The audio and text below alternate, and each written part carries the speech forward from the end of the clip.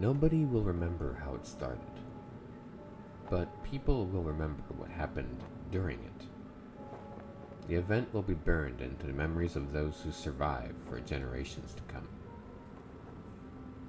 It was that which we were now running from. It was the virus.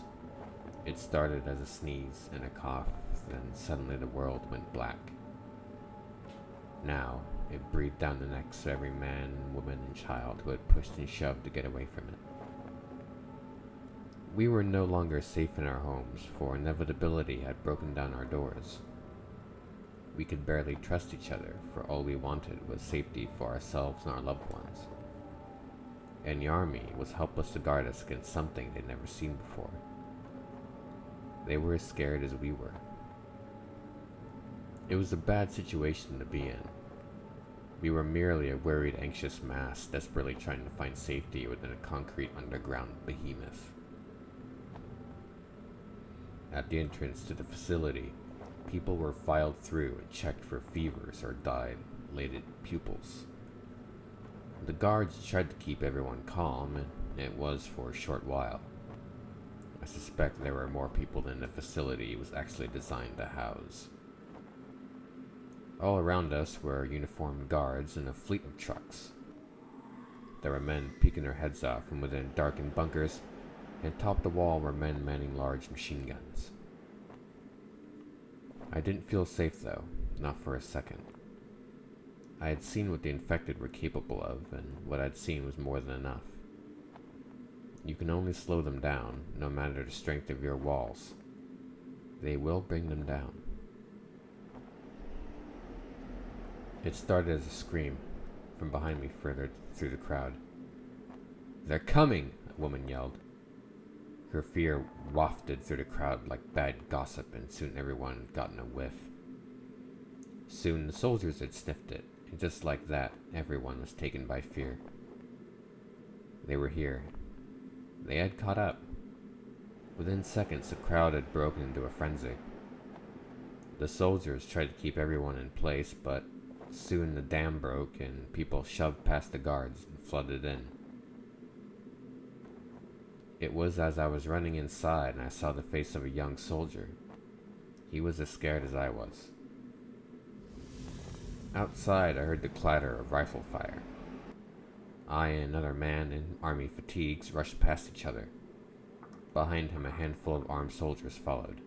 "Seal the door. That's an order." I heard his radio blare. He cut it short and ordered his men to bring in as many civilians as they could.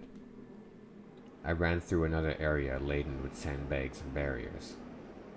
Through here, I was led to a darkened stairwell, and down we went.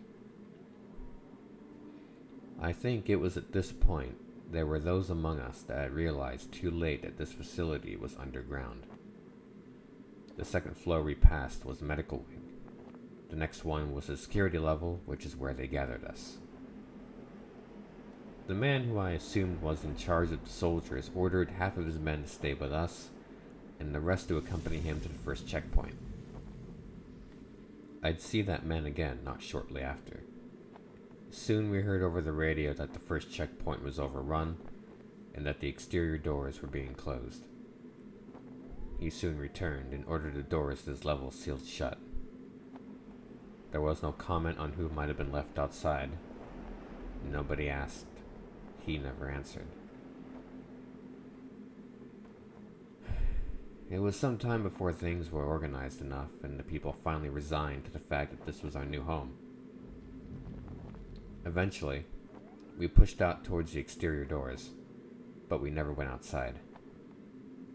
I, as a newly minted member of the facility's security arm, curtly followed this order, as I remembered that night, and I will remember it for many years to come. It's been 3 years since we cleared the exterior doors. During that time, I watched the community grow from the crisis that set the world on fire. I've seen birthday parties, a wedding or two, and even a few babies delivered. Within these walls, I've seen good things, and I am proud to be a member of the unit tasked with protecting them. But my time here is long overdue.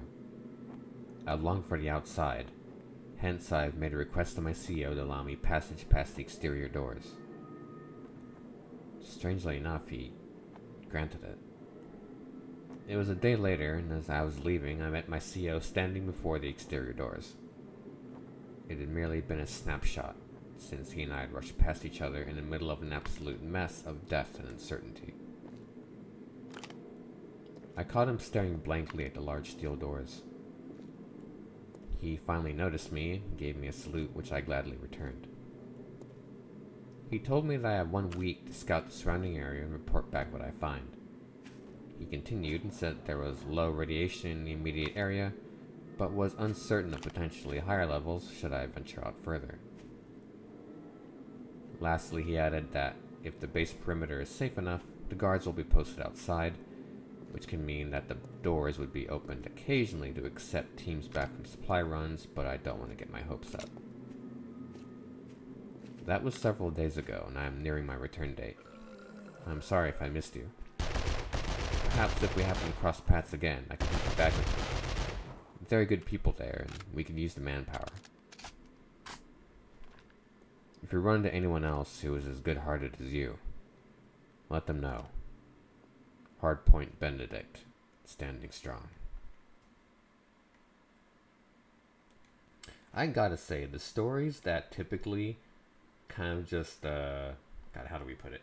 Crawl out from the ether, that is like the ever so lowest level of my imagination, I feel come out more naturally, and they just feel more me. They feel more natural. They feel like I put more of an appropriate amount of attention from my imagination into the story. So I'm hoping this comes out pretty good. But anyways, this was a Hardpoint Benedict. This was actually not necessarily a plan I was going to go with for this week, but I was playing 7 Days to Die, and I decided to say screw it, go into creative mode, just build an awesome base for myself, and then slap everything up to 100 once I was finished.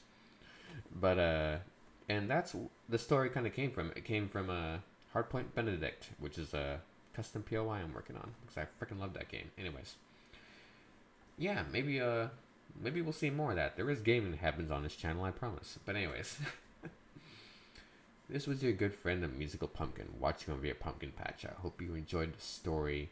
Hope you loved it. Hope it spooked you, and a happy Spooktober to you, respectively. A good day, a goodbye, and see you next week. Or possibly during this week. Who knows? We'll see. Bye-bye.